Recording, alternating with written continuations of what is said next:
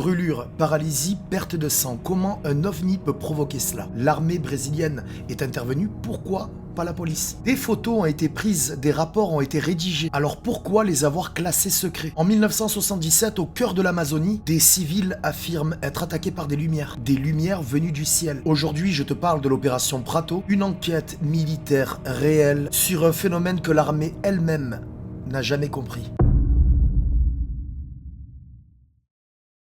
Colares, c'est une petite île au nord du Brésil. En 1977, c'est un endroit isolé, il y a des pêcheurs, des familles, peu d'électricité et pas de tourisme.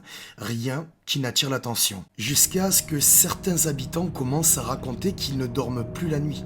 Pas à cause de cauchemars, mais à cause de lumières. Des lumières qui apparaissent silencieusement, qui se déplacent lentement, qui ne ressemblent ni à des avions, ni à des hélicoptères, ni à des phénomènes connus. Au départ, personne ne parle d'attaque. Les gens parlent de fatigue, de faiblesse, de vertige au réveil, puis certains racontent autre chose. Une sensation de paralysie, une douleur brève mais intense et une peur très précise, celle d'être observé. À ce moment-là, personne encore ne parle d'extraterrestres. Ils parlent de leur corps qui ne répondent plus.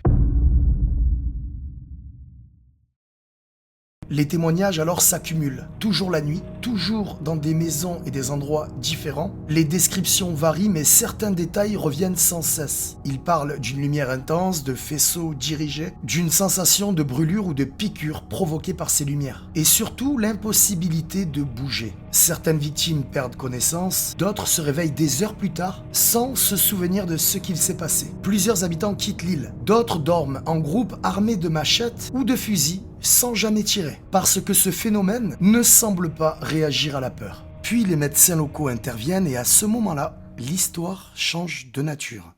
Ils constatent des lésions cutanées, des brûlures localisées, des marques circulaires. Certains patients présentent une anémie soudaine inexpliquée. Ce ne sont plus seulement des récits, ce sont des observations médicales. Face à la panique croissante, les autorités locales alertent l'armée de l'air brésilienne. Une décision est prise, lancer une opération officielle. Son nom, Opération Prato. Une équipe militaire est envoyée sur place. Leur mission n'est pas de calmer les habitants. Leur mission est d'observer, documenter, comprendre.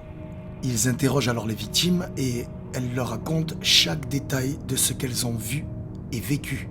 Toutes les versions sont les mêmes, ils sont catégoriques, ils disent la vérité. Plus tard dans la nuit, alors qu'ils étaient restés sur place, un des militaires observe lui aussi des lumières inhabituelles. Il avertit alors ses coéquipiers qui ont aussi constaté ces étranges phénomènes. Des déplacements non aléatoires, des changements de trajectoire, des réactions à l'environnement. Cette fois, il n'y a plus de doute, ils ont affaire à des objets volants non identifiés. Ils ne sont pas signalés sur les radars, ils ne peuvent pas expliquer par qui ils sont pilotés ou par quoi. Il faut savoir que l'opération n'a pas duré que quelques jours, mais plusieurs mois. Et une armée ne maintient pas une opération prolongée pour une illusion collective. Quelques jours après, l'armée décide de partir et classe le dossier top secret. Plus de nouvelles, pas d'explication, pourquoi.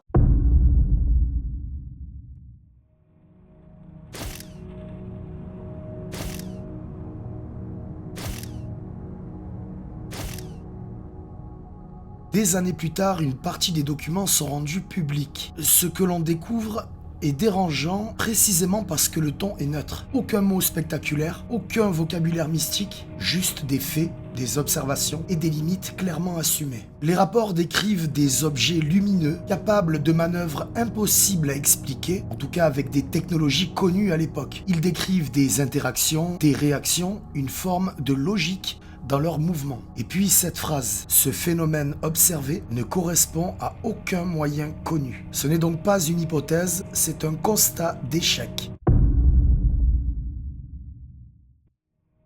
Des années plus tard, le commandant de l'opération accepte de parler. Il confirme tout, l'opération, les rapports, les observations. Il n'utilise jamais le mot extraterrestre. Il ne propose aucune origine. Il dit simplement que le phénomène était intelligemment contrôlé. Puis, il se tait, à tout jamais. Peu de temps après, il est retrouvé mort. Suicide, selon la version officielle. Le dossier, quant à lui, reste sans conclusion. Quand l'opération Prato prend fin, les attaques cessent progressivement. Aucun rapport final public n'explique ce qu'il s'est réellement passé. Le dossier est classé, puis déclassifié, sans réponse. Ce dossier ne prouve pas l'existence des extraterrestres, il prouve quelque chose de plus dérangeant, qu'un phénomène inconnu a été observé, documenté et étudié. Et aucune explication satisfaisante n'a jamais été trouvée. Parfois, le plus inquiétant, ce n'est pas ce que l'on cache, mais ce que l'on admet sans pouvoir le comprendre.